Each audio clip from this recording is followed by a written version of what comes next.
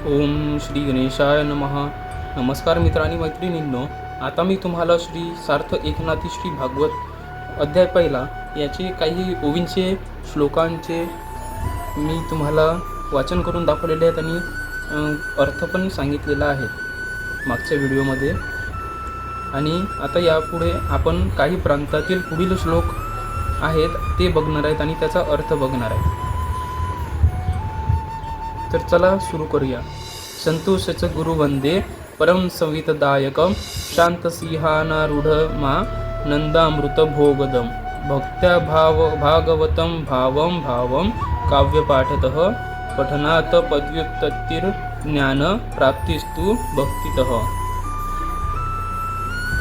तुझ देखे जो नरू त्यासी सुखाचा संसारू या लागी विघ्नहरू नामादरू तुझ साजे. हरुषते वंदन गणराजा चारही पुरुषार्थ त्याची चारही भुजा. प्रकाशिया प्रकाशी ओजा तो झकडत तुझा निजदंतू. पूर्व उत्तर मीमांसा दोन्ही लागलिया श्रवणस्थानी निशब्दादी वाचा वदनी कर जोडुनी उभिया. एकेची काळी सकळ सृष्टी आपुलेपणे देखत उठी तेची तुझी देखणी दृष्टी सुखसंतुष्टी विनायका. सुखाचे पेलले दोंद नाभी अवतरला आनंद बोधाचा मिरवे नागबंध दिसे सन्निध साजिरा. शुद्ध सत्वाचा शुक्लांबर कासे कसिला मनोहर सुवर्णवर्ण अलंकार तुझेनी साचार शोभती.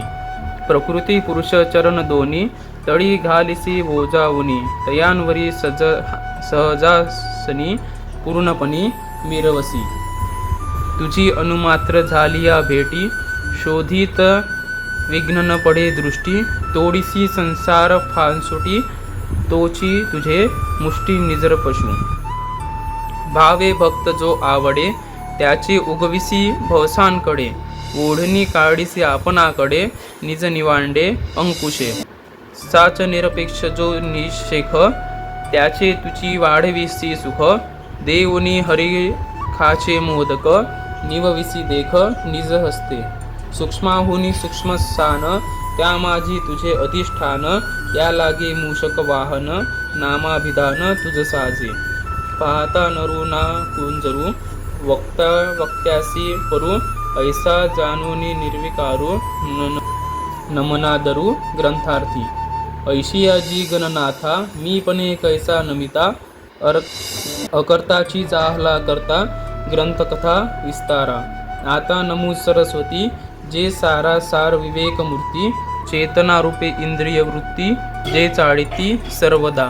जे वाचेची वाचक जे बुद्धीची द्योतक जे प्रकाशा प्रकाशक स्वयं देख स्वप्रभ. ते शिवांगी शक्ती उठी जैसी डोळ्यान माझी दिठी. किंवा सुरसत्वे दाबी पुष्टी फळपणे पोटी फळाच्या. आता मी तुम्हाला याचा अर्थ समजावून सांगणार आहे. जो पुरुष तुला सर्वत्र समप्रमाणात पाहतो त्याचा संसार आनंदमय होतो. म्हणूनच तुला विघ्नहर हे उत्कृष्ट नाव शोभून दिसते. हे गणराजा, आनंद हेच तुझे मुख आहेत. धर्म अर्थ काम व मोक्ष हे चार पुरुषार्थ तुझे चार हात आहेत. प्रकाशवंतांना प्रकाश देणारा तुझा दात झळकत असतो. पूर्वी मिसांसा व उत्तर मिसांसा या दोन्ही तुझ्या कर्णस्थानी आहेत. तुझ्या मुखामध्ये परा पश्यंती मध्यमा आणि वैखरी या चार वाणी हात जोडून उभ्या असतात. हे विनायका, तुझ्या सत्तेने ही सकल सृष्टी एकाच वेळी निर्माण होते. तीच तुझी प्रेममय आनंदमय दृष्टी आहे. सुखाच्या भाराने तुझे दोंद वाढलेले आहे. नाभीच्या स्थानी आनंद दाटलेला आहे. बोधाचा नागबंध नाभीखाली शोभा देत असलेला दिसतो. शुद्ध सत्वाचे सुंदर मनमोहक शुभ्र वस्त्र तू नेसला आहेस. सुवर्णाच्या अलंकारांना तुझ्यामुळे शोभा आलेली आहे. प्रकृती आणि पुरुष हे तुझे दोन चरण आहेत. ते चरण व्यवस्थितपणे खाली टेकून तू आपल्या सहजासनावर पूर्णपणे शोभून दिसतोस. तुझे क्षणभर जरी दर्शन झाले तरी सर्व प्रकारची विघ्ने नाहीशी होतात. संसारातील दुःखाचा पाश तोडून टाकणारा तोच तुझ्या मुठीतील परशु होय.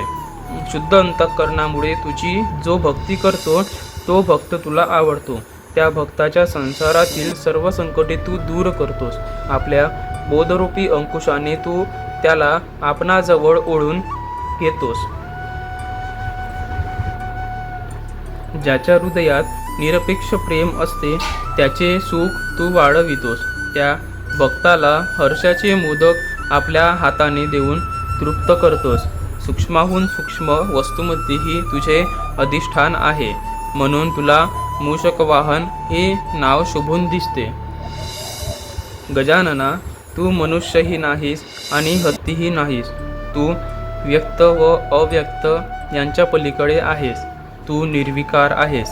गणराया, हा ग्रंथ निर्विघ्नपणे संपन्न व्हावा यासाठी प्रारंभी मी तुला परम आदराने नमन करतो.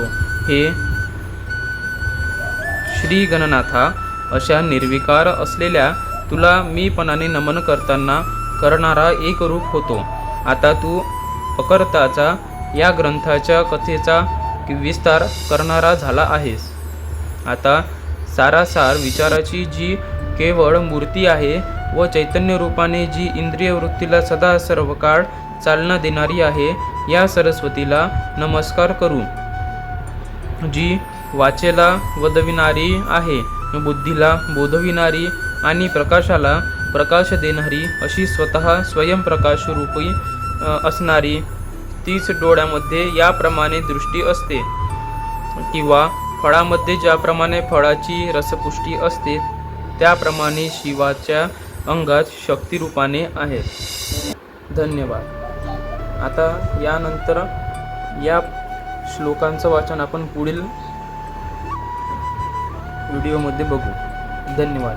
आणि माझ्याकडून जर काही शब्द चुकले असतील तर मला माफ करा.